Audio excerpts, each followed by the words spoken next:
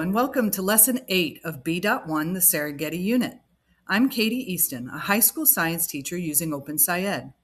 In this video, I will give you an overview of Lesson 8 and wrap up with some tips and tricks.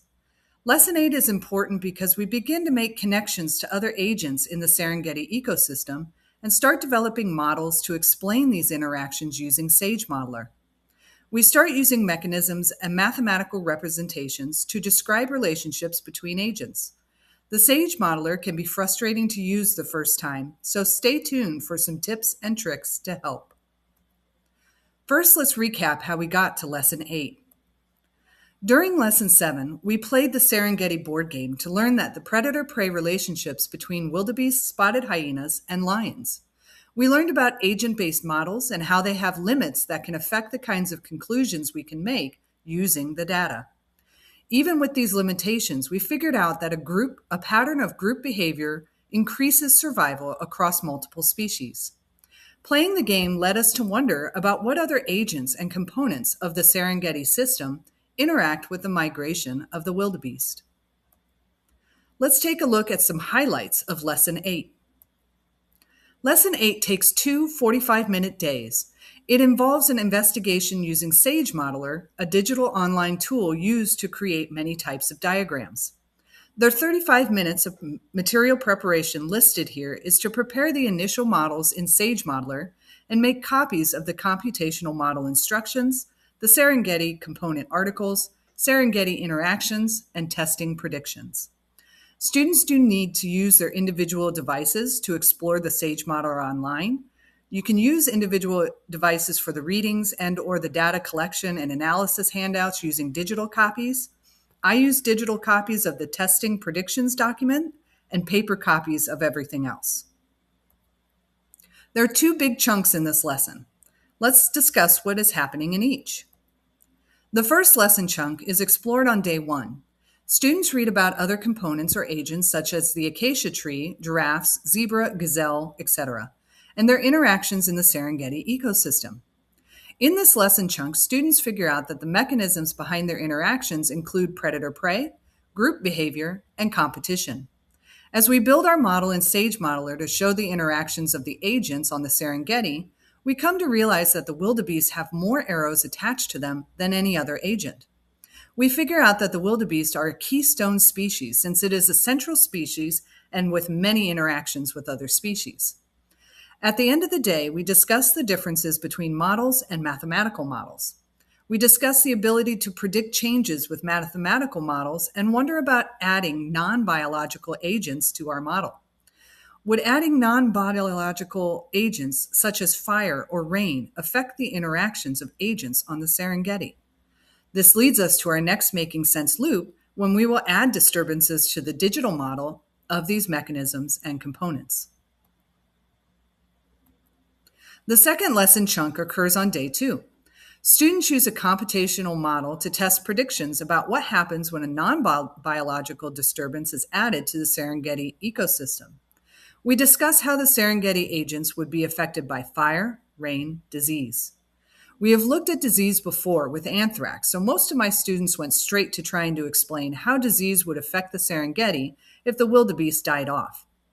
As we began to add non-biological agents to our SAGE modeler, students started to see that even if one species is affected by a disturbance, there are many other connections between other agents that the system as a whole would remain fairly constant. This leads us to make sense of the importance of biodiversity in an ecosystem.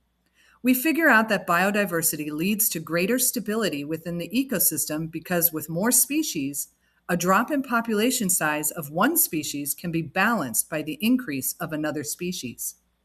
This notion of the Serengeti being a stable and resilient ecosystem leads us to wonder why the Serengeti was in such a state that Europeans felt the need to protect it. How and why did humans get involved? So in summary, on day 1 of Lesson 8, students are introduced to more components or agents found on the Serengeti and figure out the types of interactions between these components.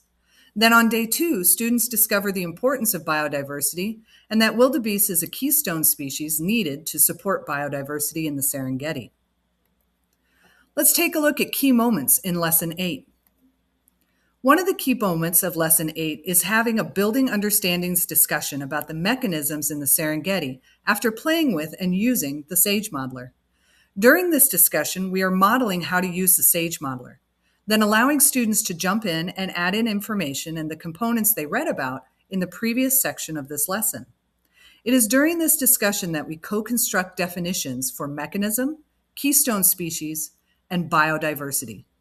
Students figure out that the wildebeest have many connections to other agents, and drastic decline in their numbers could cause a lowered biodiversity on the Serengeti. In Part 7, we use the SAGE modeler to formulate conclusions about wildebeest and the Serengeti. We figure out that wildebeest migration is important to maintaining biodiversity on the Serengeti. One component might be affected by a disturbance, but there are a lot of connections in our model of the Serengeti that the overall system stays the same. Resilience happens in the Serengeti system because it is so biodiverse. These new, more complete ideas help us co-construct definitions for disturbance and resilience, but also revise and create more complete definitions for biodiversity and keystone species as well. At the end of Lesson 8, we navigate back to our driving question board and celebrate the questions we have been able to answer so far. As students start looking at their questions on the board, we begin to wonder about the interactions and impacts humans may or may not have on the Serengeti and its biodiverse components. Let's talk about some helpful strategies for Lesson 8. The SAGE modeler can be challenging to work with at times, but the connections and graphing capabilities of the program are wonderful. I use this program as a projected model and show the students all the various things we can do with the program, and we work through one, sometimes two, of our new components. I have them tell me all the data to input so that they can see how the graphing works in the SAGE modeler. The QR code below will take you to a Getting Started guide to help with the SAGE modeler, as it can be tricky the first time you use it. Unfortunately, we always seem to have internet issues, or the model runs slow, or our site blocking program called GoGuardian denies student access. It would be helpful to check that your tech team ahead of time to open up the SAGE modeler program for students to use on their devices if your school uses a web filter program. Once unblocked, there shouldn't be any further issues. Once I modeled what SAGE modeler can do on my smartboard, I have reverted to paper models when we're having internet connectivity issues. I make the model on a large post-it, and use printed and laminated pictures of all the components. Students then find their component, and we build out the model on a post-it note poster and use smaller post-it notes for the graphs. If you run into similar tech issues, consider trying to use paper models as an alternative. There are quite a few words that we co-construct in Lesson 8. Through our building understanding discussions on Day 1 and Day 2, we co-construct definitions for mechanism, keystone species, disturbance, biodiversity, and resilience.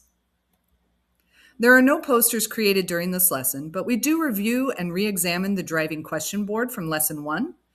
We will need to print out copies of your students' completed SAGE modeler for Lesson 9, though, so make sure to print copies before closing out the program. Well, this is Lesson 8 in a nutshell. The SAGE modeler can be stressful to work with, and it can be slow at times, so be sure to give yourself and your students time and space for creating your models using this system.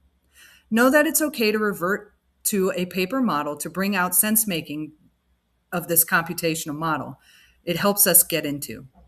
I hope you find this helpful and join us again for Lesson 9, where students learn about human activities and interactions in the Serengeti ecosystem. Thank you.